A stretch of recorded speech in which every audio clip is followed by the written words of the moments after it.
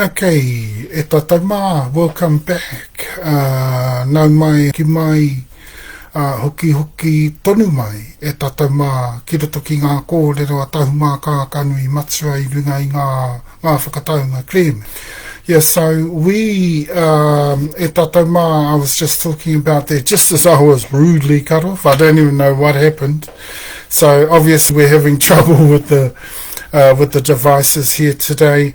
And it could be the way everything's hooked up, something like that, because that was the messaging I got. Then everything went blank, and then it shut down, and basically I just have to do it in 2 videos today, so that's okay.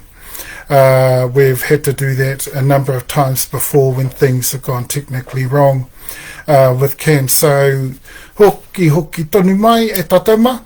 And let's keep moving along with that kōrero. So we were talking about the Te Arawa being from Awa, and we still think that they perhaps are. Otherwise, they're Moriori. Okay? Otherwise, they're Moriori whātua.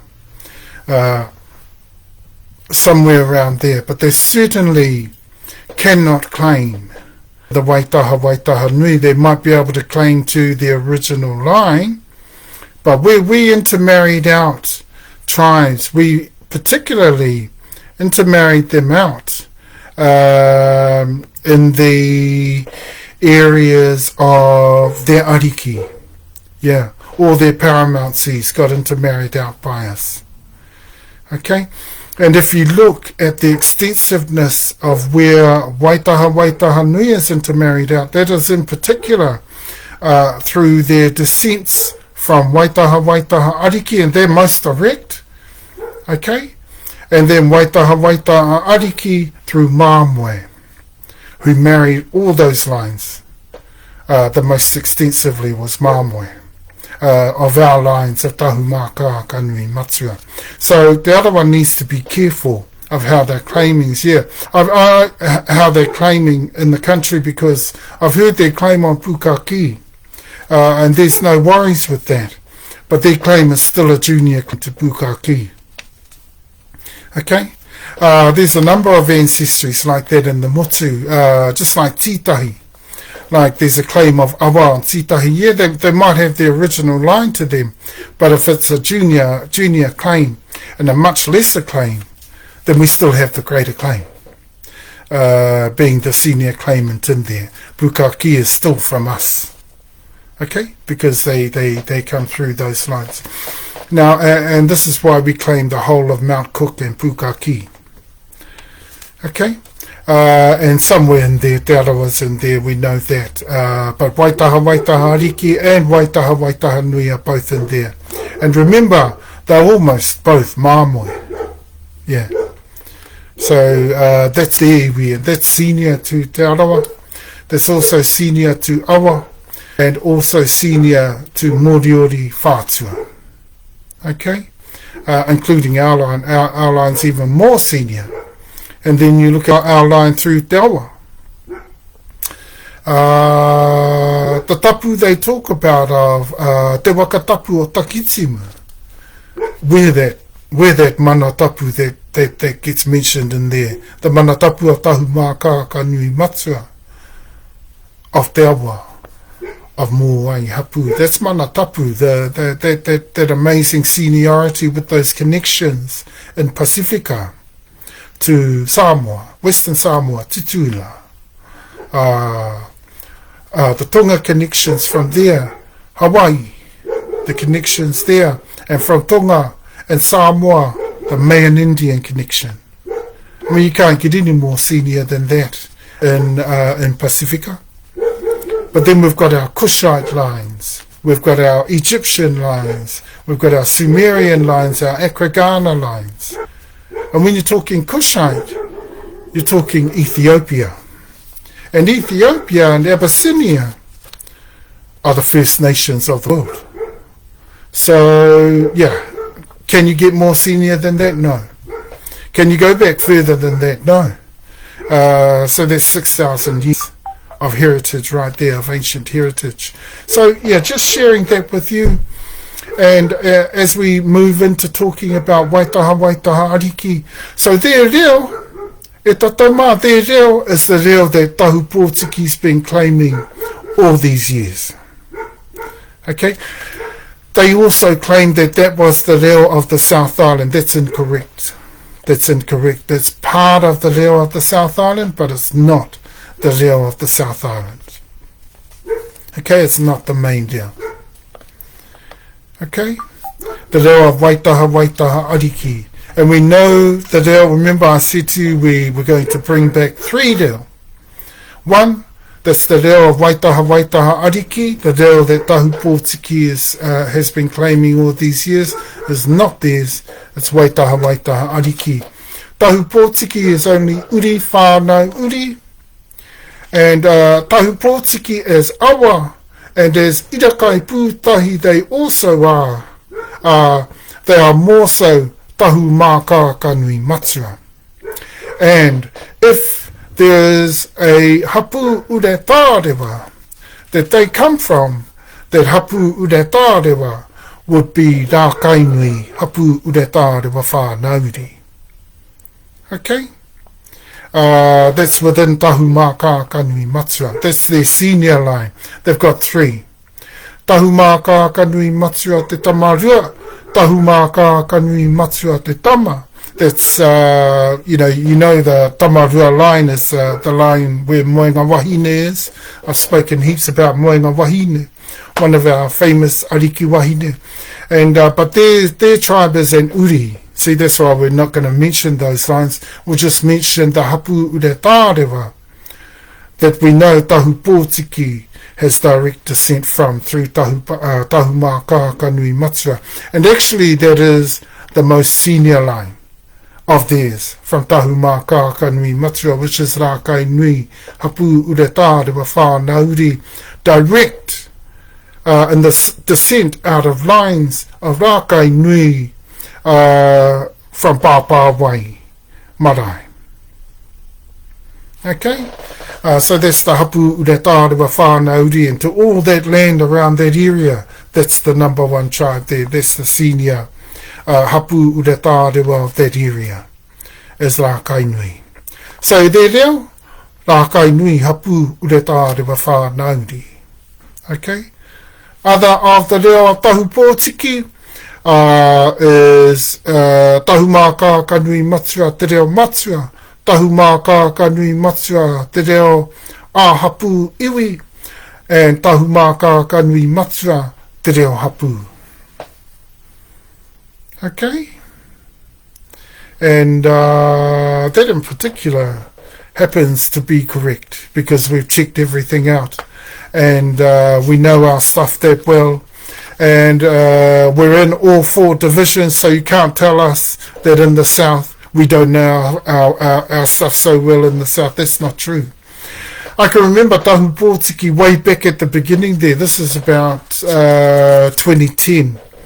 And I asked to meet with Tahu Pōtiki, and they said, well, no, because we don't think you're a part of us.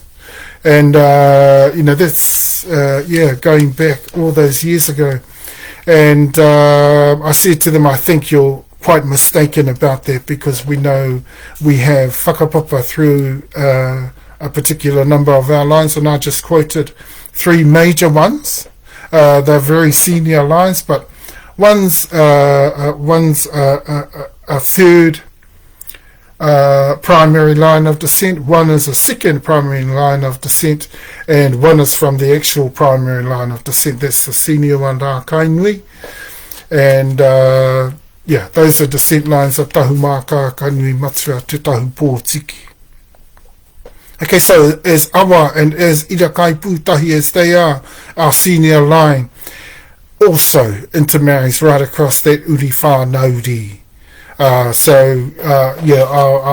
have to beg to differ. I know that they're still differing. It's a little bit sad to hear that they're still differing down there in Tahu Pōtiki, and they've probably got a few points they want to argue, and that's good, because we're going to enjoy that.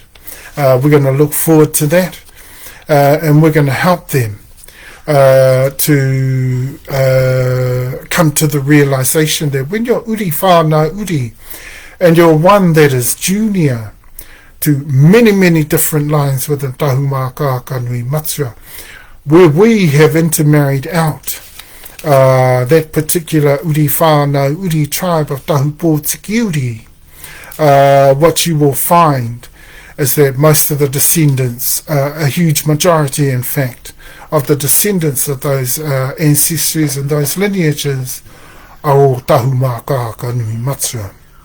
And that includes the most senior of Tahupōtiki, Tuahuriri, and I forget the other one, the next one down.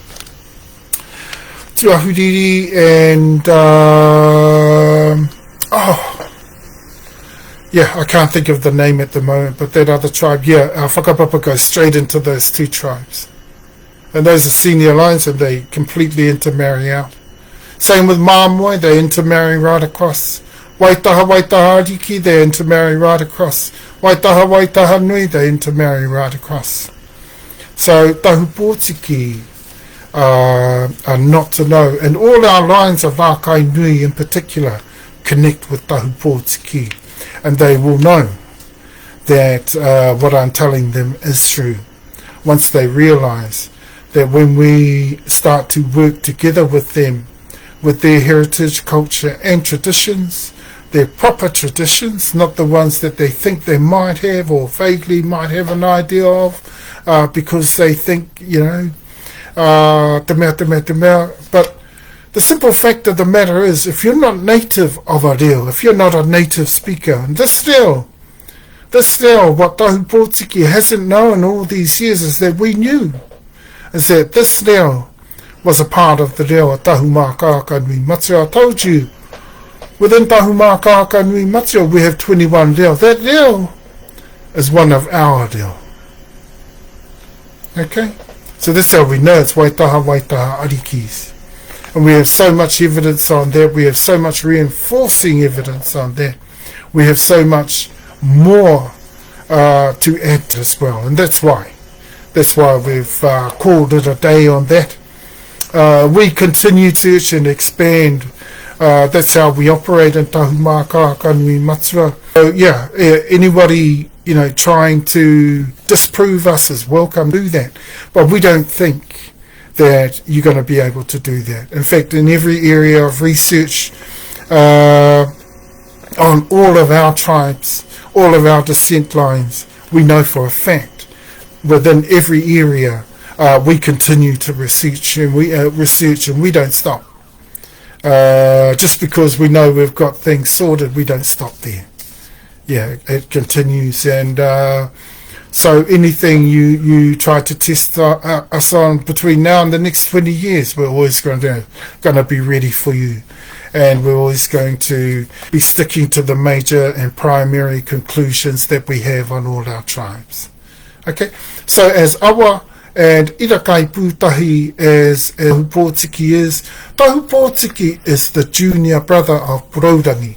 So they're also Te Atiawa Nui no Rungaterangi, and they're also from out of the same line of Whiro Te Tipu AuMaanei, where Kahungunu comes from the last line of descent. Purourangi is the top line of Whiro Te Tipu AuMaanei. Kahungunu comes out of the bottom line from Hirawe, which is the ancestor that comes out of the intermarriage with Rarotonga. And then from there comes through to Waitaha Rangi. From Waitaha Rangi 20 lines down is Kahungunu. But way back after Taiohua, which is only about the only lines left of Rarotonga, there's only about 5 or 6 lines left of Rarotonga, because every other line got intermarried out by Tahumaakaakanuimatua, and we're talking right through the paramount lines. Okay, and it's been like that ever since we got to the country. We've continued to intermarry over. It's now probably completely Tahumaakaakanuimatua, and in fact that's not probably. We would say that that's the case. But we still hold on to the original line, the Rarotonga line. There's no problems with that. It's a junior line as well. So, yeah, we always work around our senior lineages and we uphold the junior line, but we cannot, as a result, as a consequence of tikanga tika me te kawa, we cannot overstate that line from there. Why? Because it's totally intermarried out. Same with rangitane, same with tarauri, same with muau poko. They're going to find that too. Once we get out to them and we show them all of the Tahumaakaakanuimatua lines right through them, they'll be quite amazed at that. Tahu Pōtiki will see all the Tahumaakaakanuimatua lines. I think probably they're already seeing that. And so the Rākai Nui Reo, kahungunu becomes kahuhunu. Okay, so the NG ends up in H. The NG ends up in H. Okay, so that's the proper reo Tahu Pōtiki. Within Tahumaakaakanuimatua, that is the proper reo. Apart from that, awa reo, you know, irakai pūtahi, fine with us. We're not worried about those lines, but they're junior lines. So the huge majority of the claim on Tahu Pōtiki uri is ours. Okay, it's Tahumaakaakanuimatua, and there's no other more senior line into there. Okay, that's the main lines of origin. So right through the senior lines, the most senior lines, and even right through, we intermarry right down. Okay, and so that's the reo of Tahu Pōtiki that I mentioned, that I will talk to you about. And of course, the reo of Tahumaakaakanuimatua te tamarua, which is an uri whānau uri, and Tahumaakaakanuimatua te tama, which is uri whānau uri as well. They are the other three reo that I talked about. The reo matua of Tahumaakaakanuimatua, of which Tahu Pōtiki already has evidence of. It's in amongst their records, the reo matua and the reo the reo ReoHapuIwi of Tahumaakaakanuimatua is in amongst their evidence and records, because we know, we uncovered that within Tahu Pōtiki records. And it was a copy of our reo. Yeah. If they couldn't tell whose reo that was ours. That was our reo matua, and our ReoHapuIwi is also in Tahu Pōtiki, and that's why. Because that's one of Tahu Pōtiki's main reo. Okay?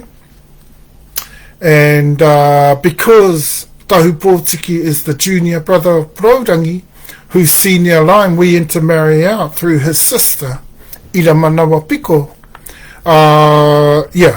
as well as intermarrying out the Waitaha Rangi Hapu Uretā Rewa Whānau Uri,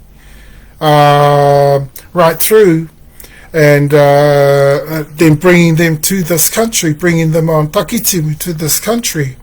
We know for a fact that the reo continued developing through Moteo Rikinui and his Uretā Rewa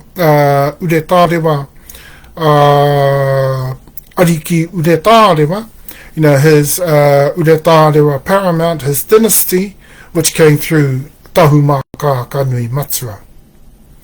Okay? Didn't come through Rarotonga.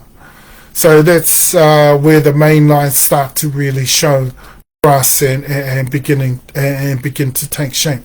But of course we had to move with those lines and bring them to the country. I told a bit of a story, our stopover before we came to TeTiriti o te moana Hawaii ki tau, TeTiriti o te moana Aotearoa, and we majorly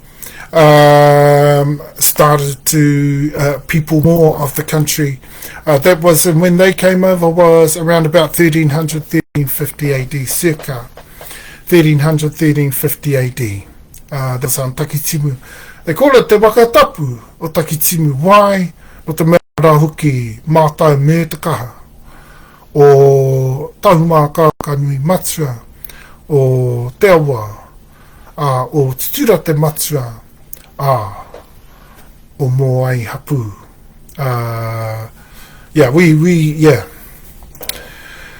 those sorts of expansions that happened in the country to continue to build a Hapu nation were happening from time to time, and 1300, 1350 was one of those times.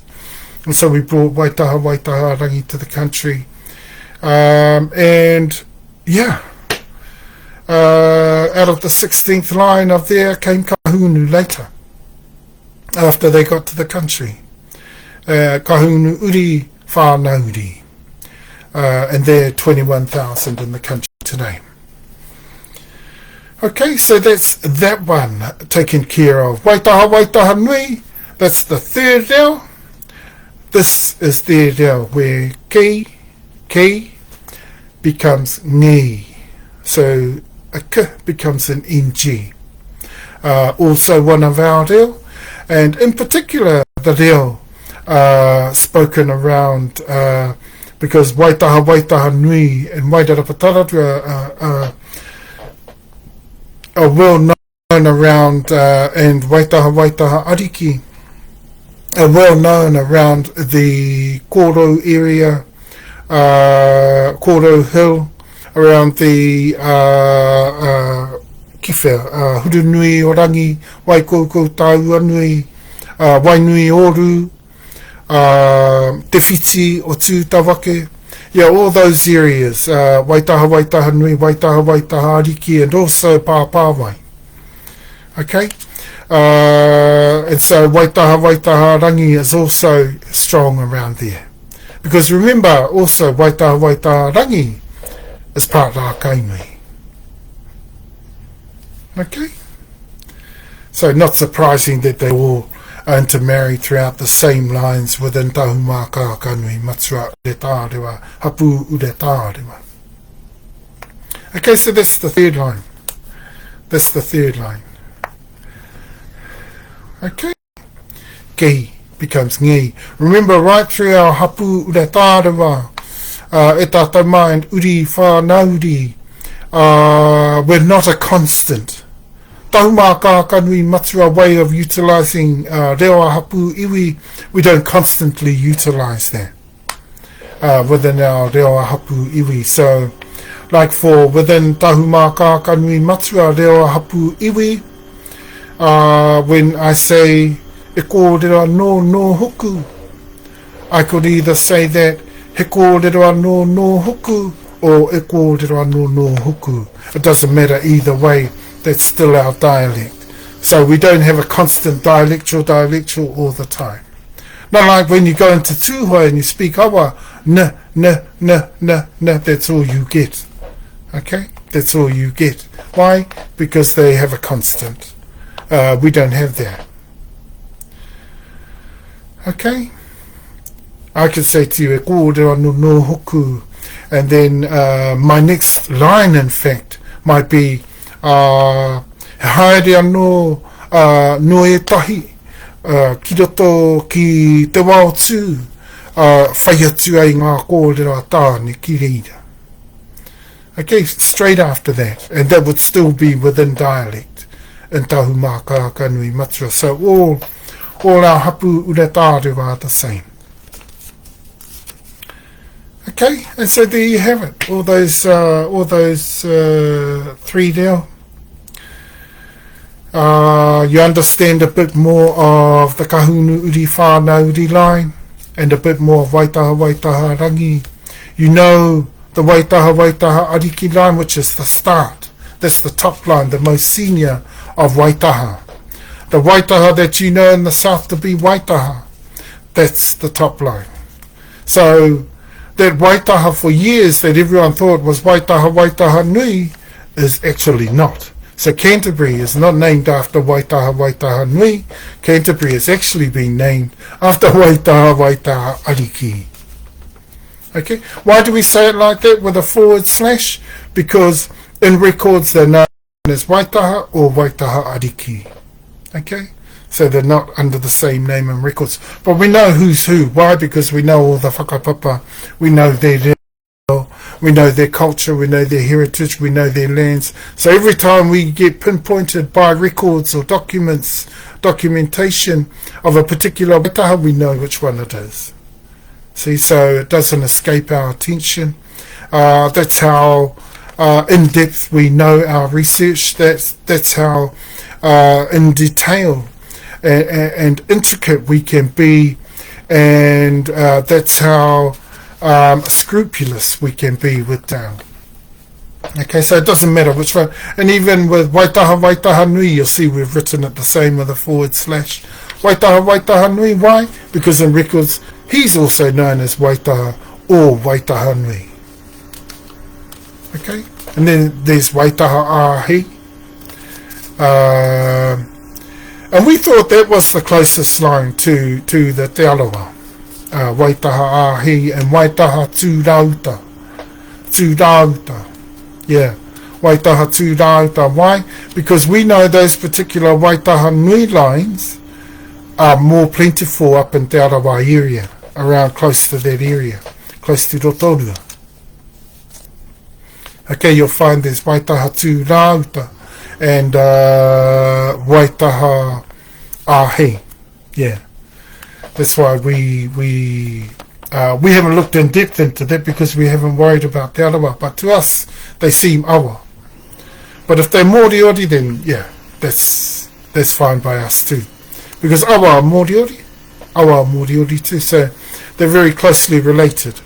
And they're very close with Kiingitanga, te mea, you know, Waikato, all those tribal peoples, all those super tribes, all those Hapu, yeah, they're all awa, te tini o toi, re kohu, toi kai rākau, te mea. And then they intermarry with Moriori. And for te tini o toi, because their iwi is actually Moriori, that makes all the descents under them Moriori. Okay, they're also Moriori descents. Awa, Tūhoe, Ngāpuhi. Very rich cultures, eh? But it's much better placed once you learn exactly where that richness is coming from. Because at the moment, a lot of our tribes, just like Ngāpuhi used to clamour over and and clutch onto this rich heritage, but that actually was the wrong rich heritage. Okay, and that was all.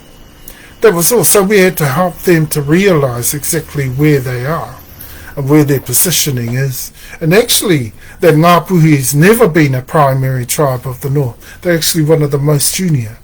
In fact, second most junior.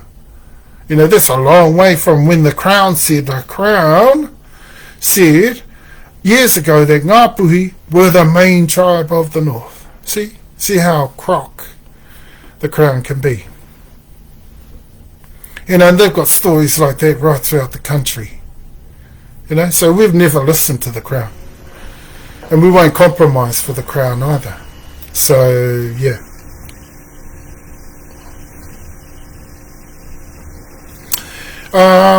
So ReoHapuIwi.MagnaCarta. I didn't realise we were going to switch off before.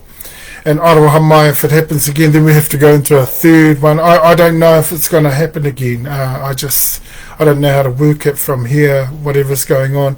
But it seems to be going fine at the moment. Okay? Now, just quickly for PaeperaKoroutuu and Whakaoaoa. For the ReoMatua. The ReoMatua is coming along fine, coming along really well. But just ReoHapuIwi, if I go through changing some of the kōrero that I have written up in ReoMatua, it's because I haven't written it properly. It's just my writing.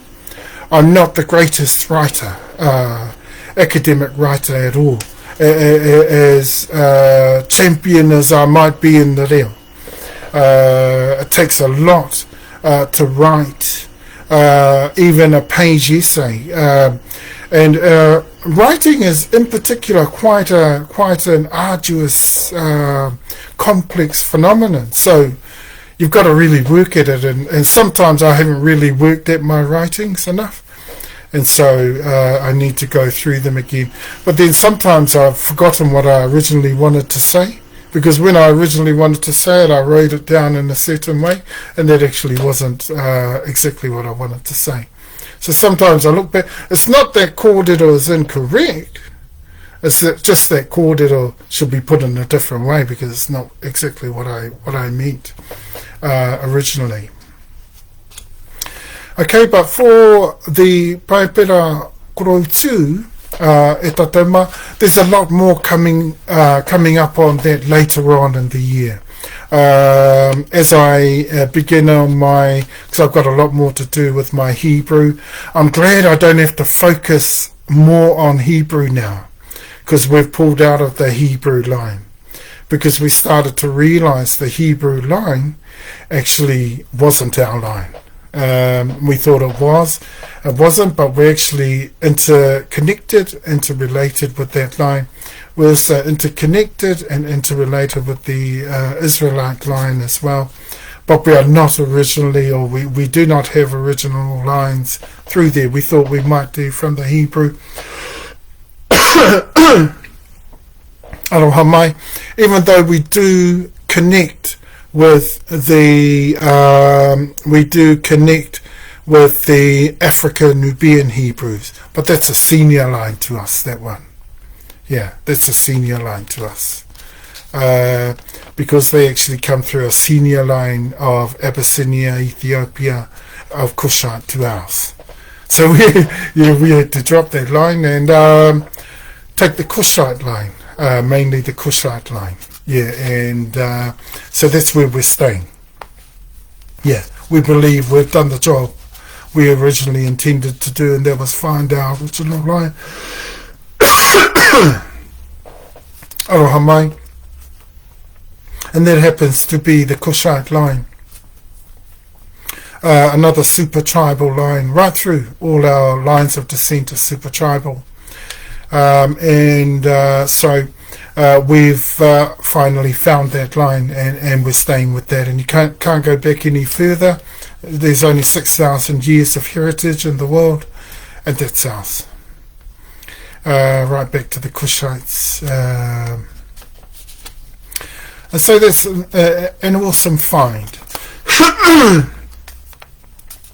But it's also something we might need to be reminded of from time to time. The Reo Matua is going fine. Yeah, I just wanted to mention that. So sometimes you'll find I'm changing this, I'm changing that. Just go along with it. And don't throw away what you originally had, because all of that's correct too. It's just that it's not saying what I needed to say, or in a way that I wanted to say, how I originally wanted it. And that's important. That's important.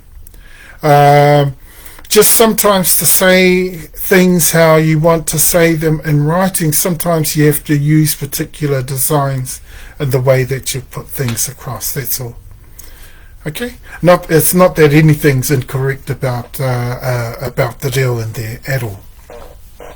Okay, and for the ōwero whakeia, e tatama, for the ōwero, what we have in there is the reo on the go slow, the ReoHapu. Why? Because we're still trying to, out of all our accounts, we've locked them down. Why? Because the people in there that are taking advantage of our taonga tuku iho, the ReoHapu happens to be just one of them. We believe, firstly, we had to put a block on all of those people connected with kahunu rangitane. Okay, that's the first thing. Just so that we can combat and block any likelihood of kahunu rangitane trying to take over. But then there are HawhauaoMo in the country who are trying to utilize our ReoHapuIwi, and call it their own, and that's not about to happen, because we're blocking that, and that's why things are on the go slow at the moment. So aroha mai everyone right across the world, all those of you who've been enjoying our ReoHapu, we love that. That's really, really good. And don't forget that ReoHapu will lead its translation of the Holy Bible, the Holy Scriptures, as soon as the time comes for that. We're still working our way into the PaeperaKoroutuu, or the Holy Bible, the first version. Why did we need to do that version? We needed to work through that particular translation because we wanted to combat or block the actual likelihood of everyone who gets a copy of our ReoHapuIwi.MagnaCarta, the Holy Bible, and Hapu of Tahumaakaakanuimatua, doesn't look back to the 1858, 1868 versions for any alignment of scriptures, because they'll find that their ones are way out, way different from our reo. So that's why we're doing first a copy in reo matua, or universal reo, that everyone can sort of find a bit more familiar in terms of understanding reo, because we're utilizing the universal reo among our reo forms from amongst our iwi, okay? From within our iwi. Now, when we get to the reo hapu, of course, the reo hapu is very much likely about, it's a very intimate kōrero, a very personal kōrero, but it also can be contractual, like the Holy Bible Scriptures themselves. A whole, just like it says Old Testament, New Testament. Okay? That's the formulation of a relationship, an ongoing relationship, and that's something we're really, really good at in our super tribal culture. We're really, really good at that. But we always look for the really good, positive areas of where we can make a contractual arrangement, or seal or confirm a contractual arrangement with other peoples of the world. And as we come into our kōrero for TeTiriti, we'll keep it nice and simple. This is the last part of our kōrero. Aroha mai everyone, I'm taking so long today, but just a matter of having to. And we've almost gone a half an hour over, but e tatauma, TeTiriti is written in that particular reo as well. People don't realise, but that's ReoHapu. That's ReoHapu style. Okay, it's also blended with ReoHapuIwi, and that's fine too. But in particular, it's ReoHapu style, and you get that from the particular O sounds right through the reo. O. Okay, you get tātou mātou, whakaroanu no huku, I te o tā o te mea. See, you get that O sound very, very, very, very common within that sort of reo. So that's ReoHapu. That's ReoHapuIwi. And we know that because that in particular, it is matatapu reo, it's confidentialized, it's privatized. Okay? So this is the right sort of reo for formulating a relationship with the Lord. Okay?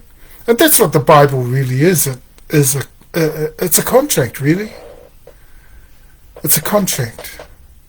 But with lots and lots of love in it. So you definitely want to trust. The one behind this contract is the Lord. Is the Almighty God, the Almighty Father. Okay, so we stumbled on that, really. We didn't really know. We had to get a bit of, I got a bit of a study going into the Bible, the Holy Bible. I started reading the Holy Bible. And so I started to understand, oh wow, and I looked at the history of translation, oh wow. We're far off, way off. We're way off where we should be in terms of a translation. In the reo. Tūtiru, tau kōhatu of our tūpuna. So we started on a project bringing out the first HapuIwi Reo translation, and we're putting it in our Hapu Reo. Our ReoHapuIwi, which is that particular sort of Reo. Okay, it's characterized by the all. And you know Reo Matua, why it's characterized by au. So you hear people all the time going Tahumaakaakanuimatua. Haere anō rā Tahumaakaakanuimatua, kira toki ngā kāuta, kōrero tonu anō ai. Yeah. So you hear a lot of that. Not much in terms of the all, but it suddenly goes all the time when you know it's Reo Hapu. All. That particular sound is what you start to hear in the language. And you know what? TeTiriti, now that we're up to TeTiriti, is written in that particular style. The style of Reo Hapu, which is the right Reo. They were bringing us personal kōrero. They were bringing us contractual kōrero. And they were bringing us kōrero that was intimate, straight through the Queen, on behalf of the Queen.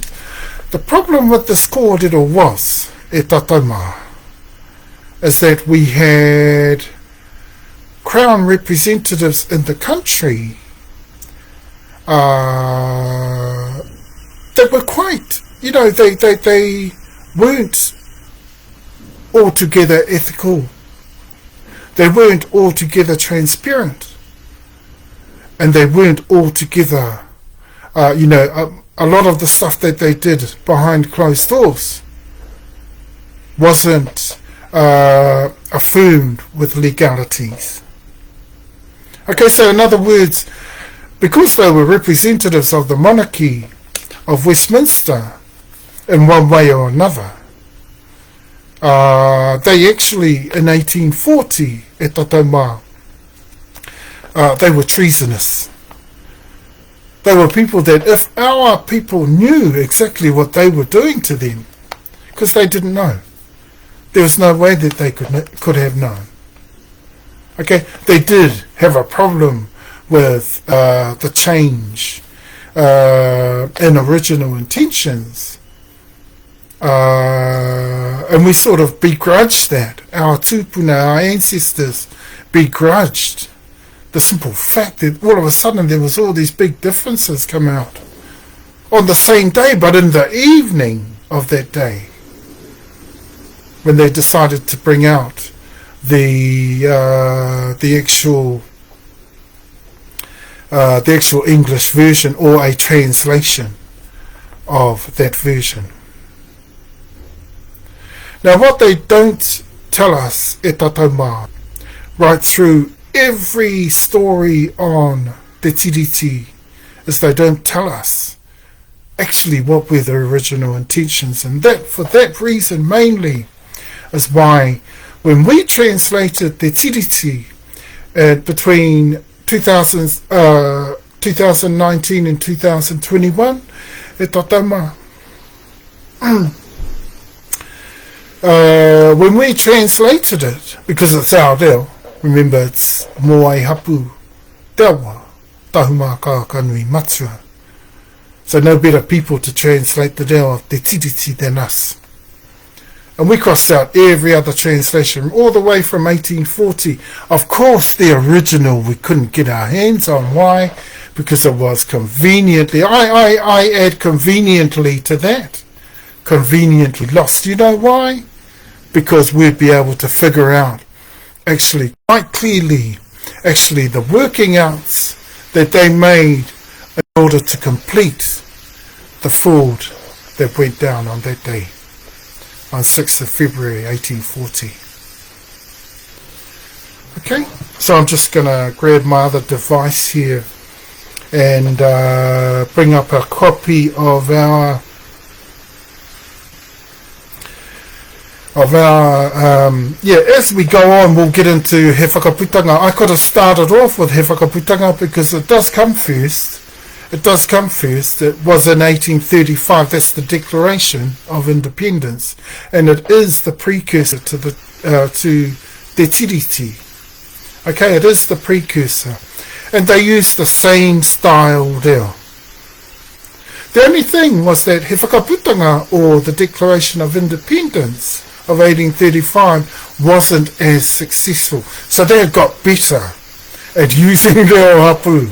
After 5 years, they got a lot better at utilising the ReoHapu of Tahumaakaakanuimatua, of Tawa.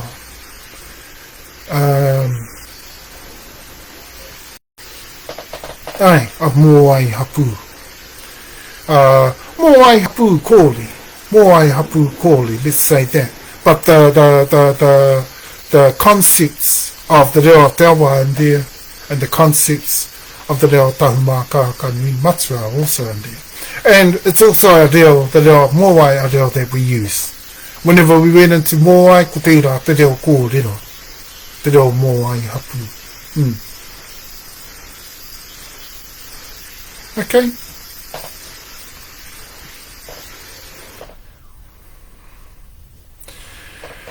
And so, yeah, just whilst I search for the copy there of the TeTiriti translation, and I'm only talking about the 3 articles, e tatauma, the 3 articles. We won't talk about the rest, but we're going to go into that later.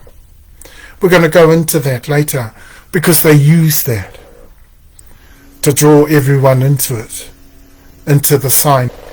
Everything's in particular utilised in a way that it can draw people into signing. And that was the biggest problem with He Whakaputanga. They got people signing, but they came in drips and drabs. Okay? He Whakaputanga, in fact, didn't get finally signed in 1839. So it took that long to sign, 1835 to 1839. That was the declaration. The precursor to TeTiriti, why? Because it gave them a basis, the Crown representatives, it gave them a basis from which, a foundation from which to work on and work from. Why? Because they could take this contract or agreement or this treaty and entreat quite successfully. But they wanted it to achieve one particular thing. They wanted major signatures right through. And that's why, that's why it sounds too good to be true. And it does, it sounds too good to be true. Tahumaakaakanuimatua, I've always thought that. Now, when we went into translating TeTiriti, we had to go in with an open mind. So we discarded that. We said, okay, homai tētahi he tāno I TeTiriti, pāngia mai ki mua tonu ia, and I had a good look at it. I said, yeah, this is our deal, and I know exactly, just straight off I knew exactly what it was saying, but without thinking it was actually a fraud. We had to go through the process over the 3 years before actually finding that, yes, it was actually a fraud. And we laughed because we came back to the same thing we started from, but this time we had all the proof and everything to back it up. See, so we laughed at that because we were right. We weren't wrong, and it was too good to be true. And the reason it's so good to be true and too good to be true is because right through the I forget what you call the beginning of it there, right through all the kōrero leading up to the actual 3 articles, they use that very, very well to rope everybody in. And the key words in there is the actual nuance of our reo, is a particular nuance used in our reo. Te kā wanatanga. Utilising that kupu in that particular way as a nuance. And it specifies an importance and a significance in particular of the actual noun or descriptive that follows the te. Okay? That's what that nuance does. Now, that's used not only in the first article, but about 6 or 7 times right throughout the starting kōrero. But we'll go into that kōrero a bit later. And the picture is going to start to get bigger and bigger and bigger for you. I'm going to mention, along the way, I'm going to mention particular aspects of the kōrero related to TeTiriti that's going to take it's going to get your attention, but you probably won't understand it fully until we get to the point where everything starts to expand before you. Okay, and that's what's going to happen, and you're going to feel like, wow, I'm a part of this whole thing, unbelievably, remarkably, I'm a part of this whole thing. This whole thing is unfolding and taking place right before me. And that's the sort of style I wanted to put this across in terms of talking to you about TeTiriti, because the reo is ours. So in particular and specifically, TeTiriti could only be best translated by us. Because if there's anyone that would know the original intentions of TeTiriti, it would be us. And if there's anyone who would know the reo of TeTiriti and could translate it well enough, it would be us. Now the original translation English version was lost, or I put conveniently lost. Why? Because they would have been found out. You could probably have uncovered in that time from that original document their working outs of how they were going to do this thing. Okay, so they got lost. But lo and behold, they did another translation. And but we'll talk about that later on when we come to that, okay? Okay, I'll just bring up that particular copy. And I will read through the reo part first. We're not going to look at differences here and there between the English and the reo, because that's not necessary. That's not necessary. We get used to that as we go along anyway. And as I start to expand the story for you and give you the whole of the picture, you will see that that's exactly what happened. Okay?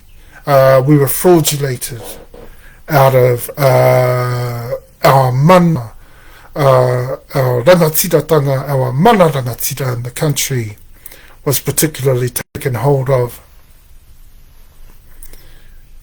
Yeah, by the flick of a pen, the click of a pen, and all those signatures, 540 on TeTiriti. So what they had set out to do, they definitely succeeded. But what our tūpuna or our ancestors could not do was prove that. That was exactly what they were up to. If we can think back to the first time cases went to court for wrongful, and that the treaty, when people first started saying that it was a fraud, that wasn't until the 1970s. So it's almost 2 centuries later. Way too late. Way too late. And these people, I tell you, they were treasonous. They were treasonous. Definitely treasonous. What's his name? Busby. All those people that came into the country. Even Hobson. He knew what was going down. He knew what was going down, Hobson. That's why he came here, in particular, to carry all of that out. Grey, Governor Grey and all of them, they all knew everything that was going down. And not one of them whispered a word. And they all continued on taking the country over. Whilst our tūpuna continued to endeavour to try to get the original intents or the intentions of TeTiriti acknowledged, recognised and fulfilled in the country. And, or in other words, for TeTiriti to be honoured. So let's not confuse ourselves with this English version. Let's just take parts out of it that are going to help us understand exactly what happened. And that's what we're going to do. So firstly, I want to mention Te Whakaoaoa. That's the nuance in the first article in particular I want to talk about. But they use it about 6 other times. See, so it's funny how whenever you look into the kōrero about what they spoke about, the conundrum of the difference in cultures and how we perceive kāwanatanga in our culture to be to be governance only, and they would perceive it to be, you know, pretty much sovereignty. You know, that's what they said that evening, which is flawed, by the way, because it's totally different to the original intentions, to the original copy of TeTiriti. So that's flawed.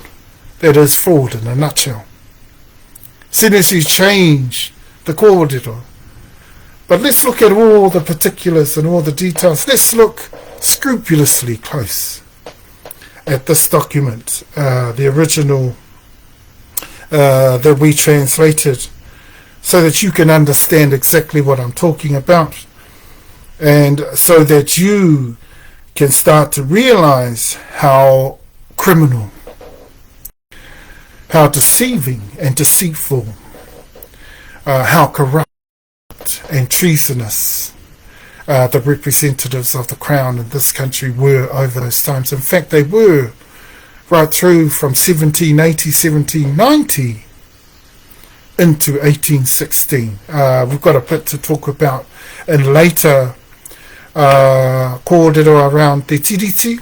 Later kōrero we'll talk about those times leading up to 1835. We'll bring in the Declaration of Independence and exactly what was happening around there.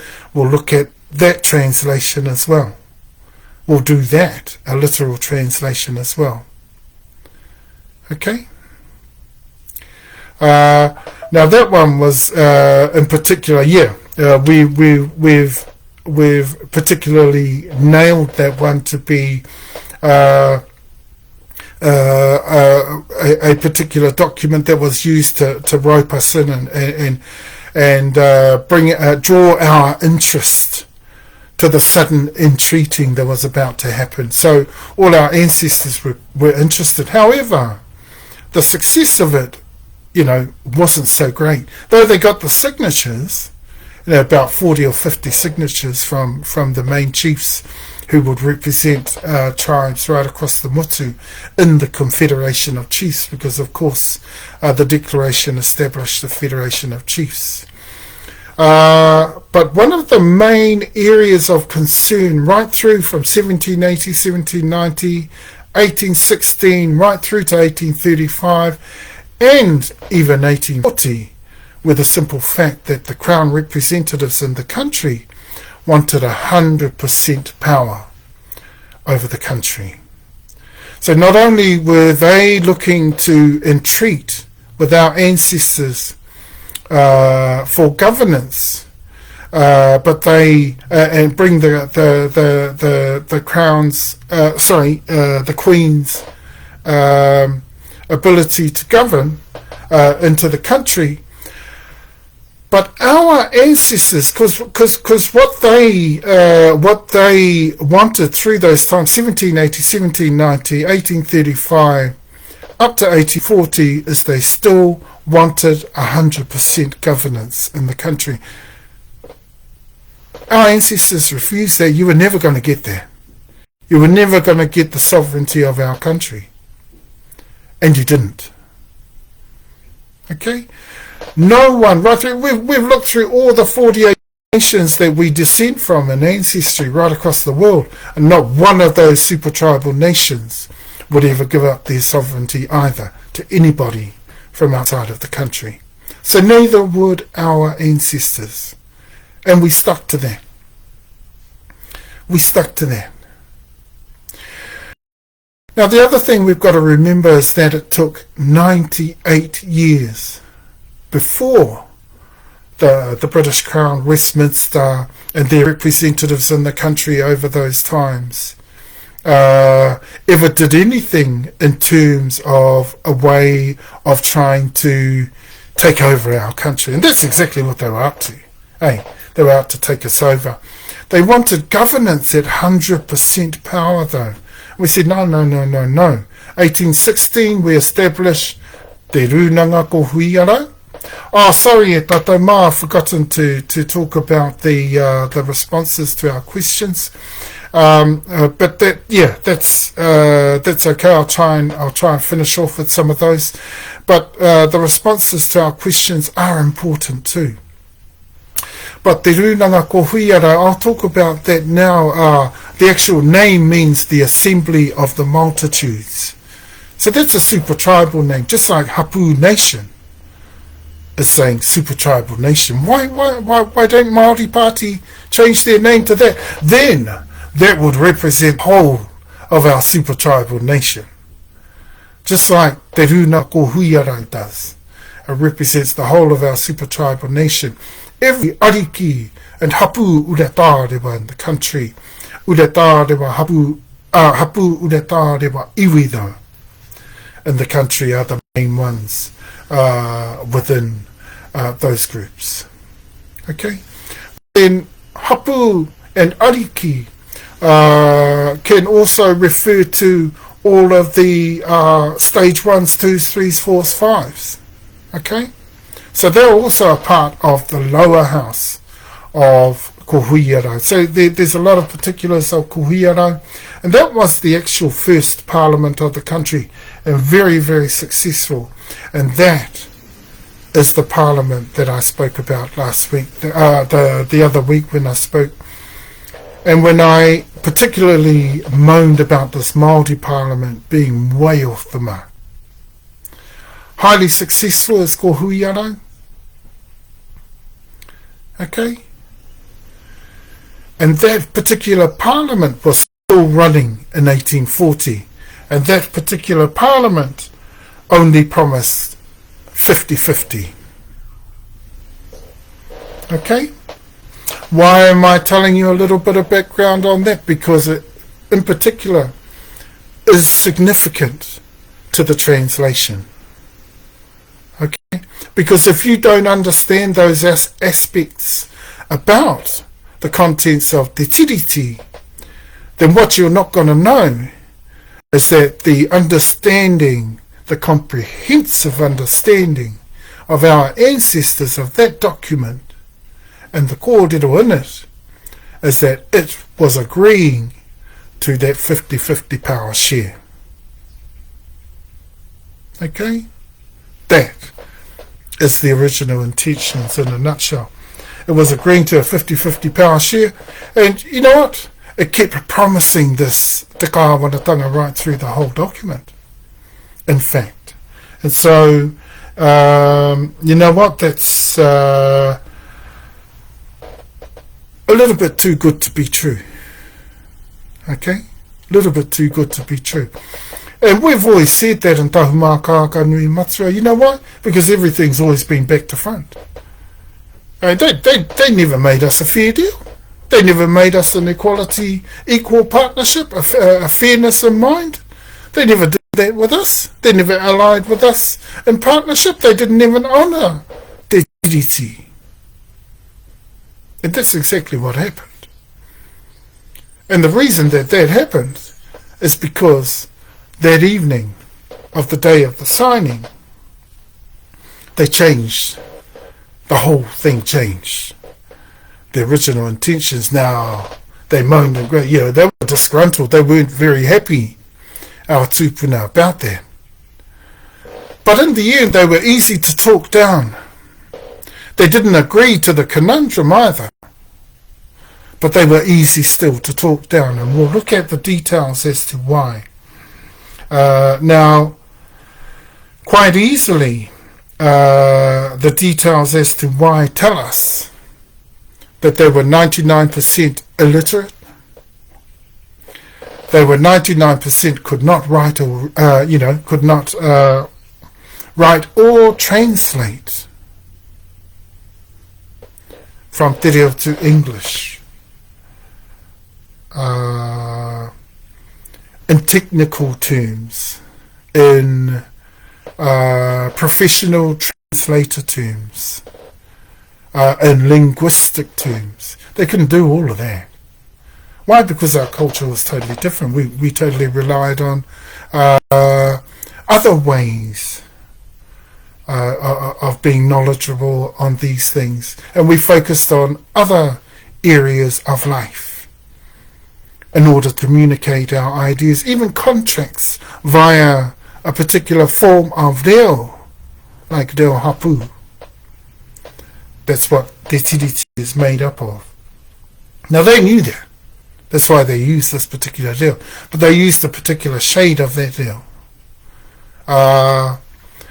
ReoHapuIwi can blend in with ReoHapu very, very well.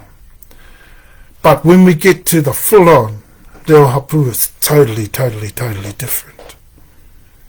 Okay? And that's the sort of reo that we're going to be doing our Ouero Whakaoaoa.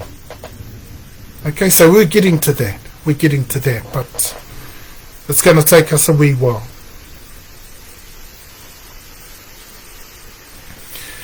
Okay, so they used in particular this style. A little bit more recognizable, but very ReoHapu still, and a bit more of that ReoHapuIwi in there. You know, the consent of the whole iwi and the most senior add some absolute mana, not just to the area, but right across the country. So their reo spoke volumes right across the country, just like it does today. That's our reo. That's our reo. The manatapu of the seniorships of the country is in that reo. Okay? And so we get to in particular, the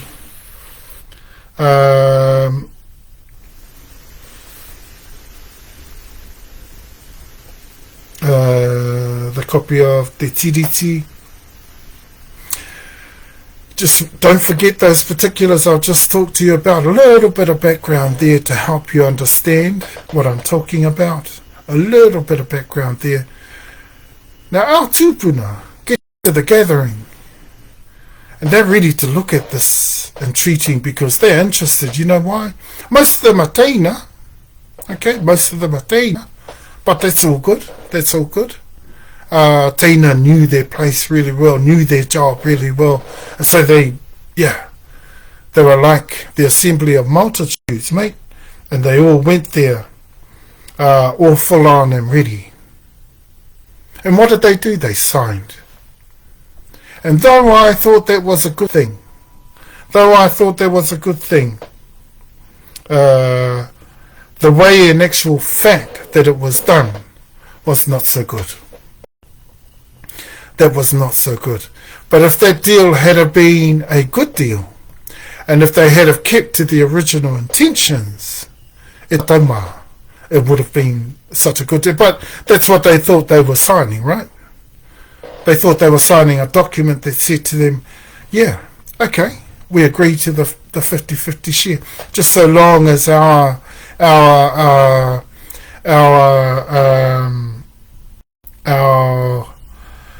monarch can bring her governance into the country, and right alongside you we can govern, because that's exactly what it says.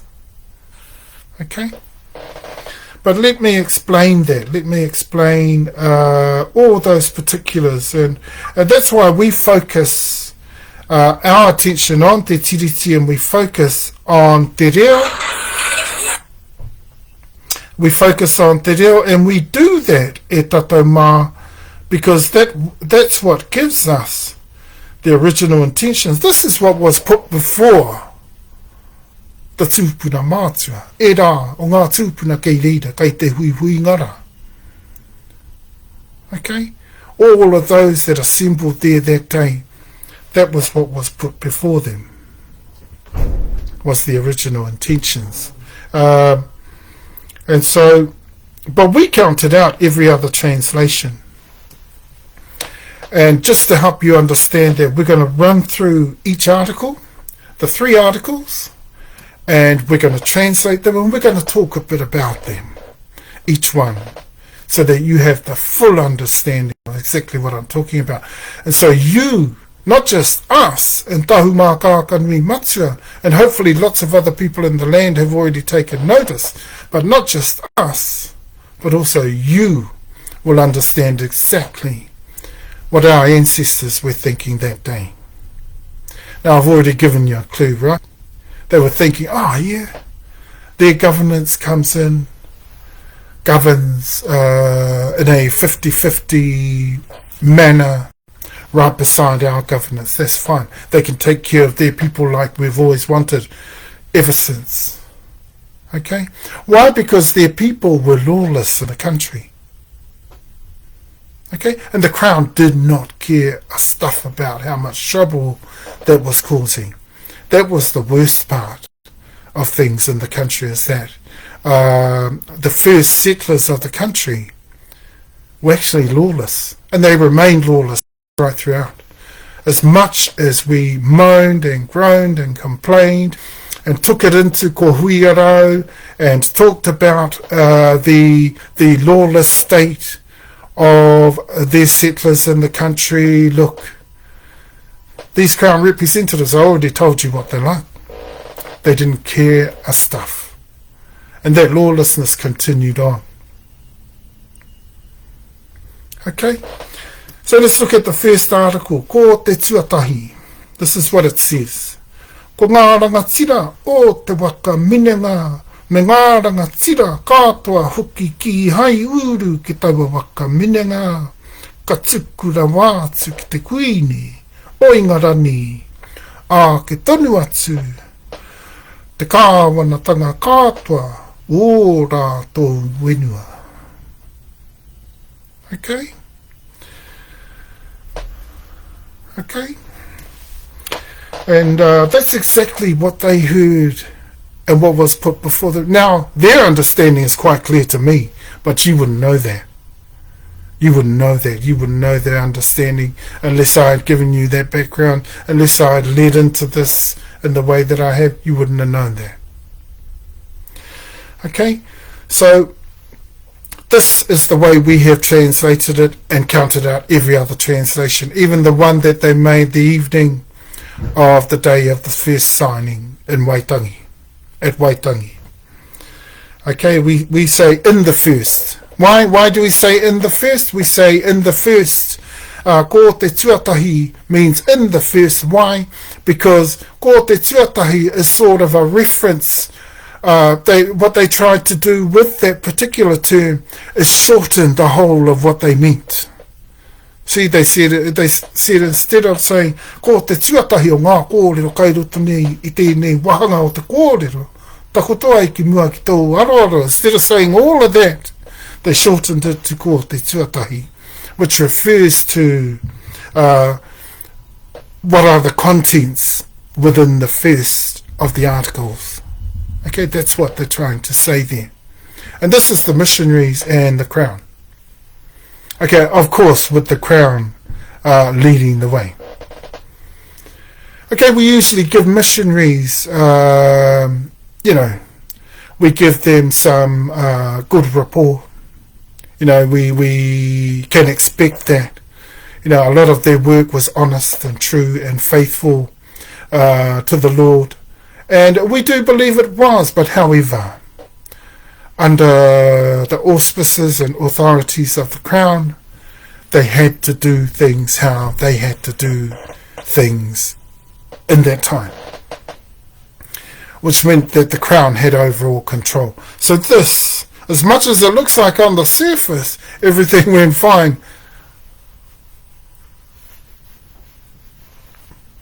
nothing was going fine. I mean, even, the flag, on the flagpole, I bet some of the tupuna, even if they had looked that day, they would have noticed it. That the flag on the flagpole, the Confederation of Chiefs, the United Chiefs of the Confederation of the United Tribes and or Super Tribes of New Zealand, that flag was in actual fact a replica and a false copy. Okay, so something wasn't right. Right at the outset, something wasn't right. And as clear-cut as that deal is, let's have a good look at the detail. So we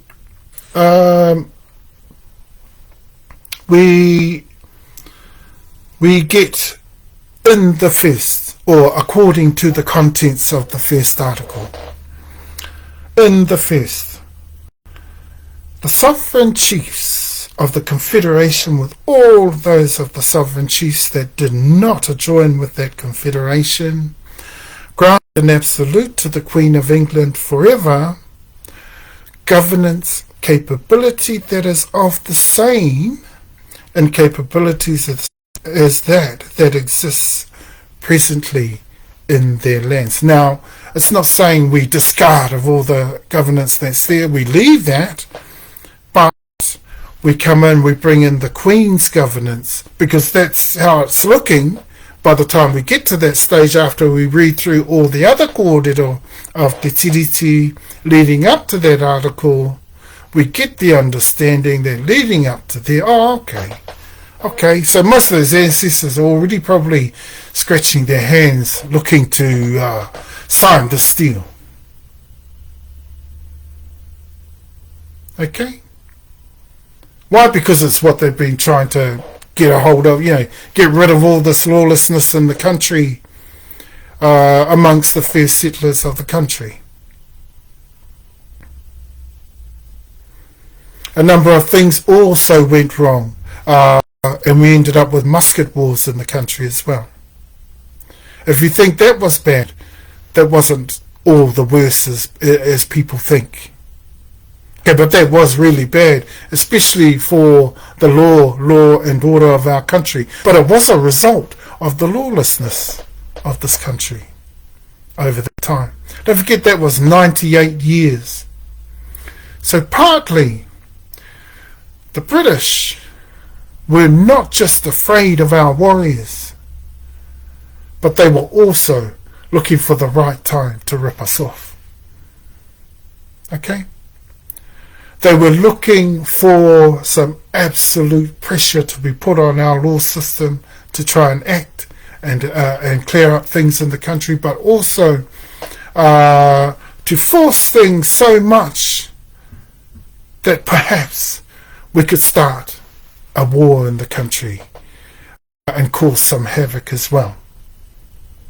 Now, these are some of the things, they're not just coincidences that took place, because that's not actually something that our ancestors did. Our ancestors didn't go to war particularly to kill. Our ancestors didn't go to war just because we were warriors and war was the main idea. That's not true. War was the last resort. Okay? So all those people around the country or anywhere in the world that are thinking that our Hapu super tribal nation was one that just fought and were feudal and barbarian and all that sort of thing, that's rubbish. That was a bit more like what we had accepted into the country. Not initially, but that's what we ended up with over that time. We had allowed this feudal culture to almost take over in the country. What you saw with the musket wars was a corroding of our law system, a breakdown in the law system. Yeah, and it got bloodthirsty. And it was a musket war, not something that we usually did. I mean, how many musket wars before that? None. Not once did our ancestors before that time reach for a musket. And muskets have been in this country, I can account for 1456. The year 1456, there were muskets in the country. Not one of our ancestors wanted any of them. Hello. All of a sudden, 1815, everyone wants one.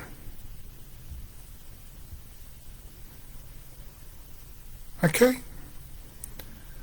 So, partly I want to explain and give you some background there, but I also want people out there to stop thinking that our people were just particularly bloodthirsty and genocidal, because that's not true. That's not true. Our people were totally cannibalistic. That's not true either. And we'd never be here if that was the case. We wouldn't even have survived. Okay? Because we know, and Tahumaakaakanuimatua in particular, our customary ways in terms of the repugnant way of cannibalism is not everyone got to partake of any of that. Particularly, most of the high-ups partook of that. And in particular, it was those that were high up that were eaten. Now, a lot of kōrero goes around about, at certain times, meat was short in the country, and so we started killing more and eating more people. That's not true. That's rubbish. Rubbish to Tahumaakaakanuimatua. Because we didn't do that in particular. Not in particular. Now, if other iwi in the country, and there's only 6 others, did, I doubt whether there were many. Okay, so whoever said that overgeneralised the kōrero on cannibalism, because that was not a big thing amongst our people. That was not a big thing. High-ups in particular did it, and high-ups ate high-ups. That was the custom in Tahumaakaakanuimatua. And we know that. And that never changed until they outlawed it. Okay, they started to outlaw it, especially after the musket wars. Okay. So we get to that first article. In the first,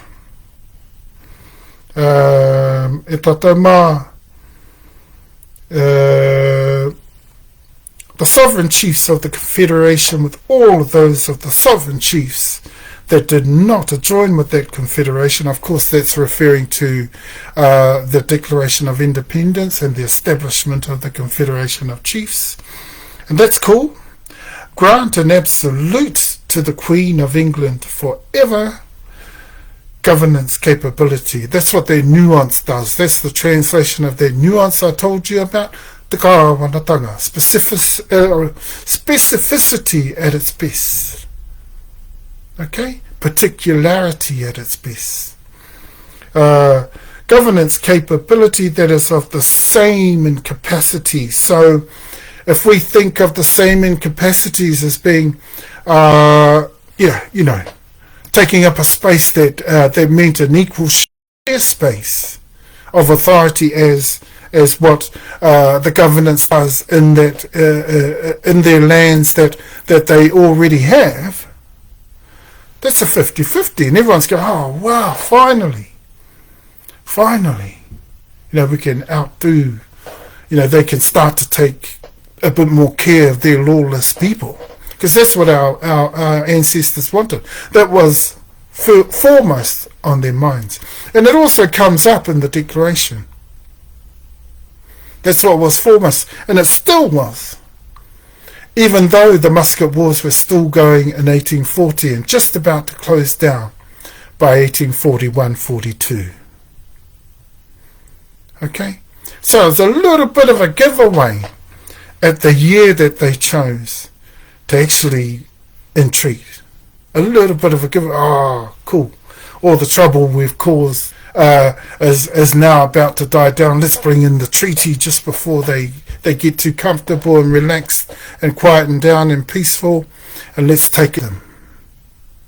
And take it to us they did. Take it to us they did. But get away with it? No, they didn't. They didn't. Because fraud is fraud. It's clear, clear as can be. You cannot doubt that. A simple change of original intentions on the evening of the same day of the first signing. Now that's shocking. That's definitely treasonous. Even the wrong flag hanging on the flagstaff is treasonous. So these guys were getting really carried away by 1840. They thought they had it in the bag. Okay, they really thought they had it in the bag. What they did not plan for is what was to come as a result of our ancestors holding on to their true intentions. But they expected, some comeback from that. They expected some rebellion, but they didn't expect it to last this long. Okay? Because we're still rebelling against this fraudulent, evil, oppressive, colonial, feudal,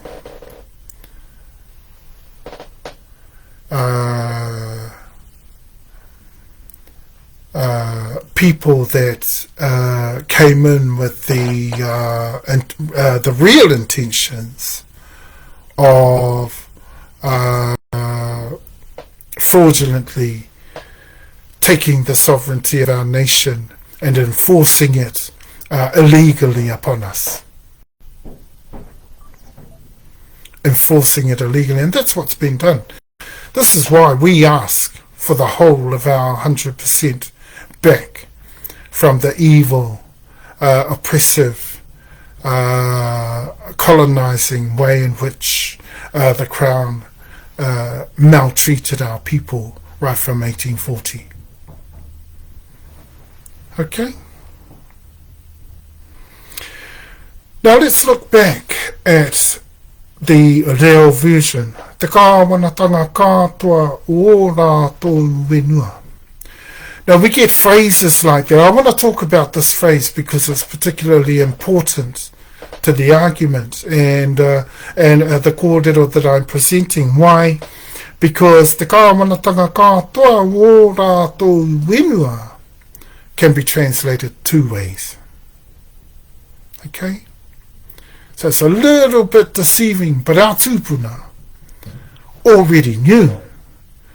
Now that the likelihood of them meaning the secondary meaning of that particular phrase and what it could be translated into was not one that they would use.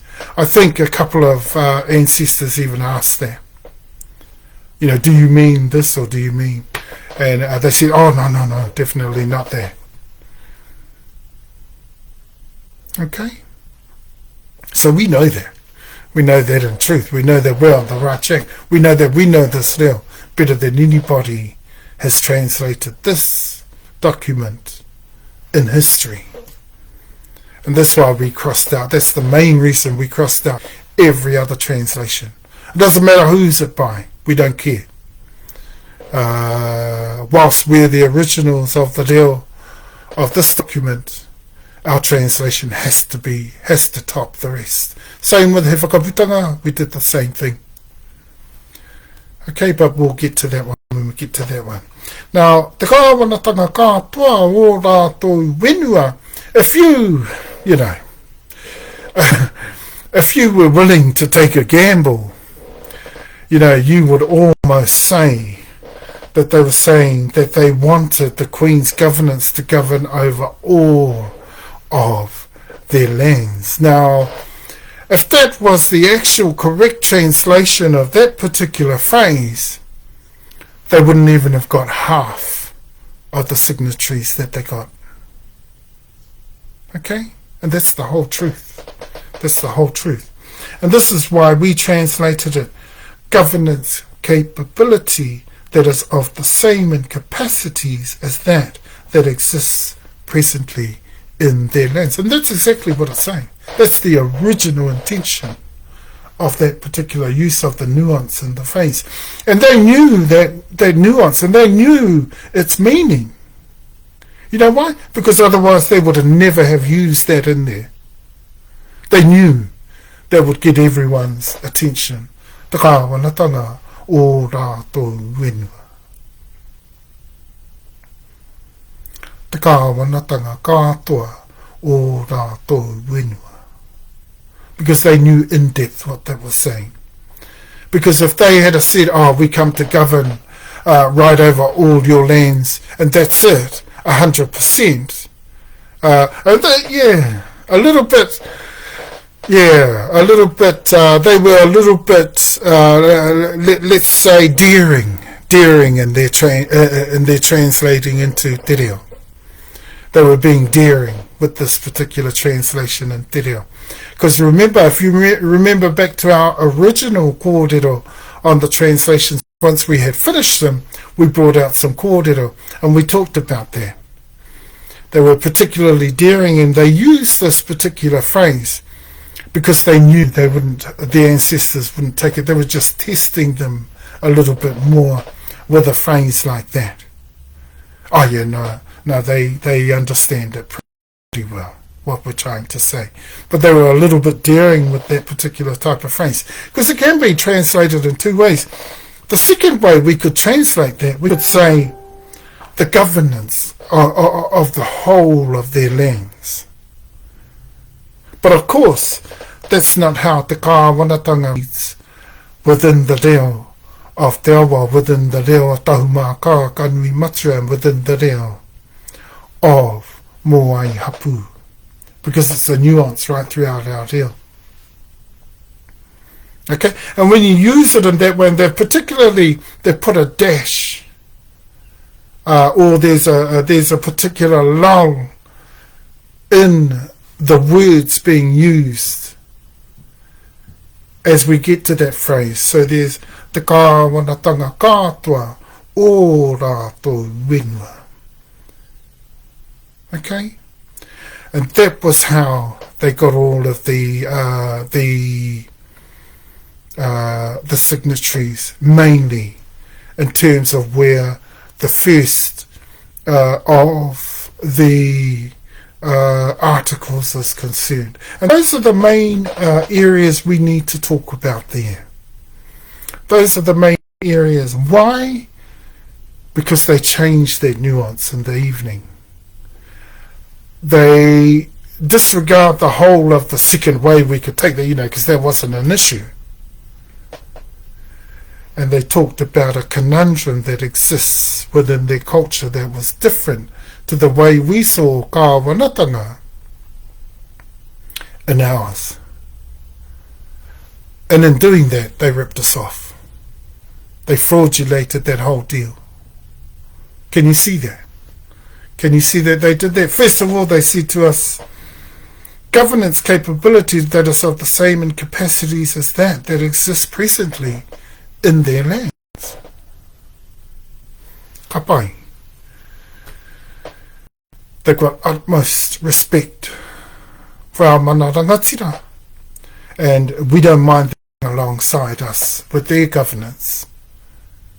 That was the understanding of our ancestors in that time, and that's what they wanted since 1816, since ko HawhauaoMo established. That was exactly what they wanted.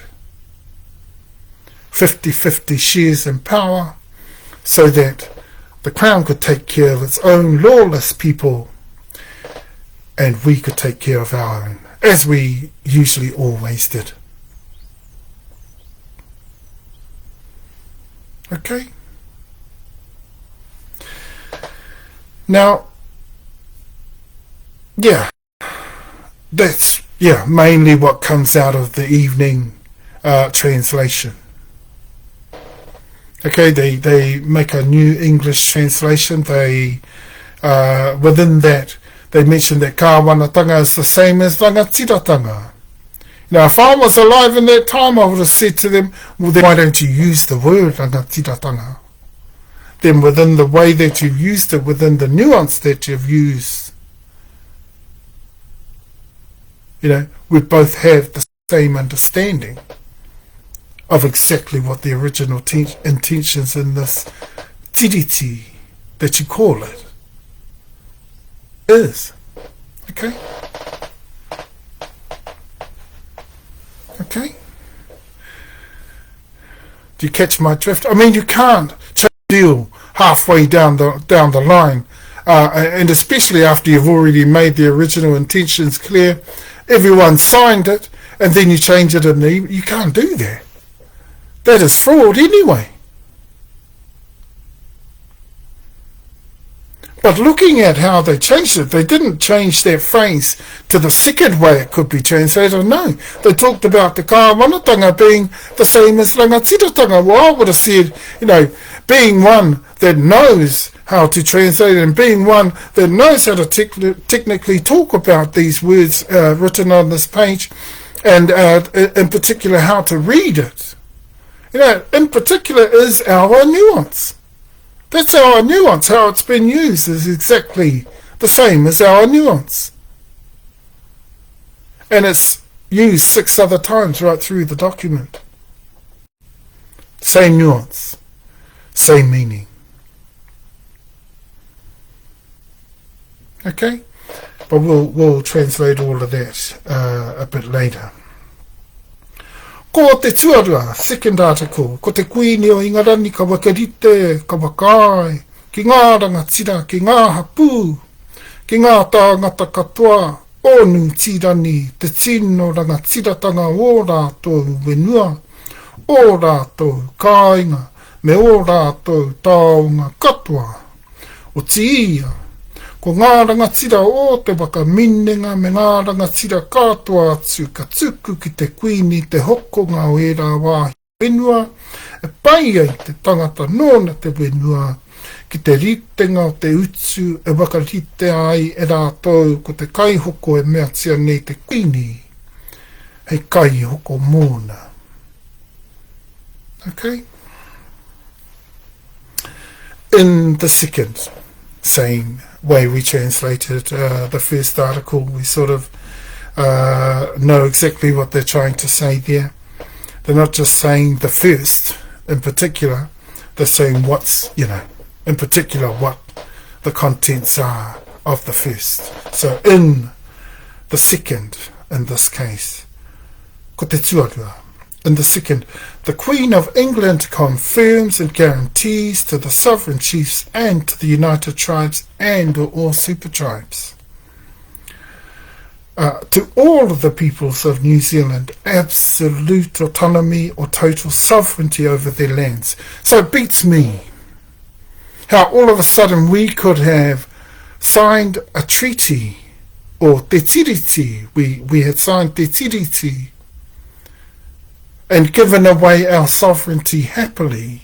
Because this is what they said after all was said and done. They said, oh, we gave it over happily. That's not true. That's absolutely not what happened here. Okay? Can you see that? That's not what happened here. Okay? They changed the whole context of the deal. But that was after the signings. Okay, because everyone had signed just about immediately after the first reading.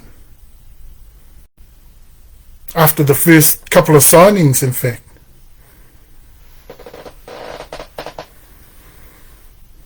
Okay, so big problems with this treaty straight away.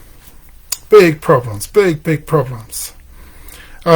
The Queen of England confirms and guarantees to the sovereign chiefs and to the United Tribes and or super tribes, to all of the peoples of New Zealand, absolute autonomy or total sovereignty. So it beats me how we could have happily given that away, yet we were promised it in the second article.